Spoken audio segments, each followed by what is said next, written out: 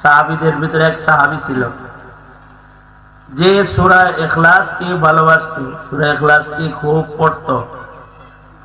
সকালে সন্ধ্যায় তিনি রাত্রে নামাজে বসে চলতে ফিরতে জাগ্রত যখনই চান্স পাইত সূরা ইখলাস কুল হুয়াল্লাহর সূরা বেশি পড়ত। আল্লাহর রাসূল তাকে জিজ্ঞেস করলেন, এই তুমি সূরা ইখলাস এত বেশি কেন পড়ো? সাহাবী বলে, আমি সূরাতুল ইখলাসকে ভালোবাসি। ওগো আল্লাহর নবী, সূরা ইখলাসকে আমি বেশি পড়ি, তার কারণ হলো এই সূরাটারে আমি মুহাব্বত করি, ভালোবাসি। আল্লাহর রাসূল বললেন, তুমি যেহেতু এই সূরাকে ভালোবাসো, এই সূরা তোমাকে আল্লাহর জান্নাতে পৌঁছায় দিবে। তাইলে কেউ যদি কোরআনে কারীম সব জায়গায় পড়তে নাও পারে, তো সূরা ইখলাস পারে, সূরা ইখলাস পড়বে। ছোট্ট সূরা, এটা পারে তো এটাই পড়বে। এইটা পড়লেও সূরা ইখলাস আপনাকে আমাকে আল্লাহর জান্নাতে পৌঁছায় দিবে। কোরআনে কারীমের সাথে ভালোবাসা পয়দা করা, তিলাওয়াত বেশি করা, কোরআনকে ইজ্জত করা, কোরআনের হুকুম মানা, এগুলো কোরআনে কারীমের হক। মুসলিম হিসাবে কোরআনের এই হকগুলো আদায় করা প্রতিটা মুসলমানের জন্য গুরু দায়িত্ব। এটা মুসলমানের জিম্মাদারি দায়িত্ব যে সে কোরআনের হক আদায়কারী মুসলমান হবে। সুতরাং কোরআন পড়ব, আল্লাহর নির্দেশ, কোরআন পড়ো, কোরআন পড়ব। বাচ্চাকে কোরআনে কারীম পড়াবো, নিজের সন্তানকে কোরআন পড়াবো। বাচ্চাকে বলবো কোরআন পড়ো, কোরআনে কারীম পড়ো, আল্লাহর সাথে নিজের মহব্বতটাকে বৃদ্ধি করো, বাড়াও, পড়ো।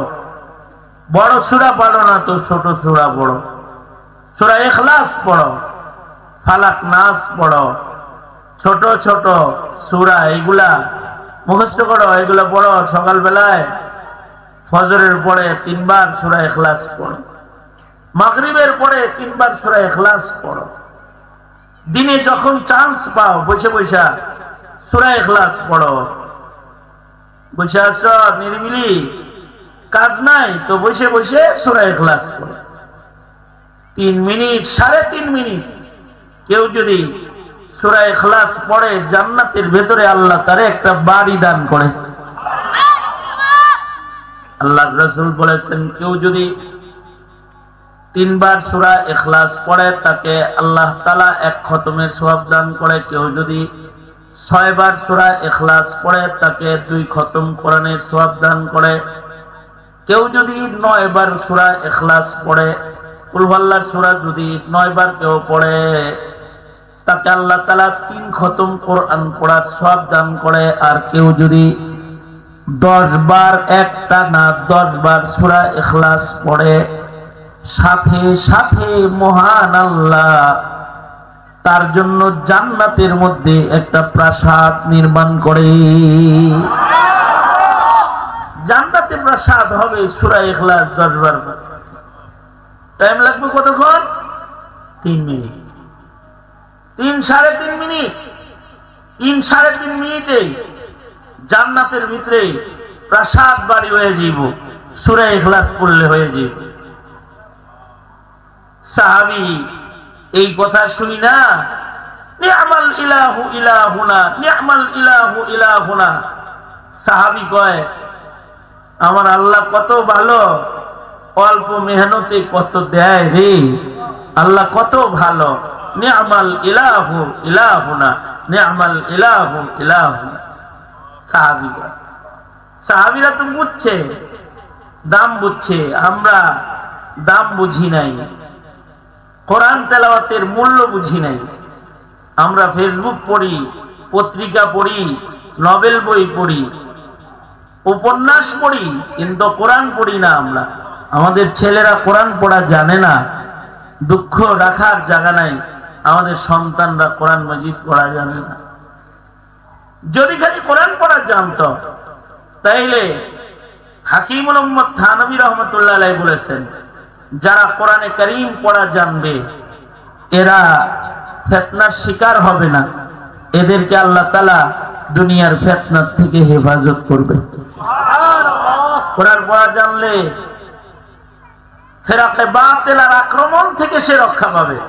যে বিশুদ্ধ কোরআন পড়া জানবে সে হিজবুত তাওহীদের চিনালায় থাকবে, মোল্লায় চিনায় দিতে হবে না।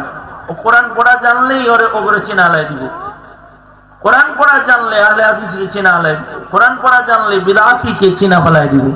কোরআন পড়া জানলে মুশরিককে চিনে ফেলবে। এটা মুশরিক কোরআন পড়া জানলে। শুধু কোরআনে কারীমের তিলাওয়াত জানা এটা অনেক বড় যোগ্যতা। এইটুকুন যোগ্যতাও যদি মুসলমানের হয় তাইলে সে বাতিল ফেরকা চিনবে আর নিজের ঈমান রক্ষা করতে পারবে।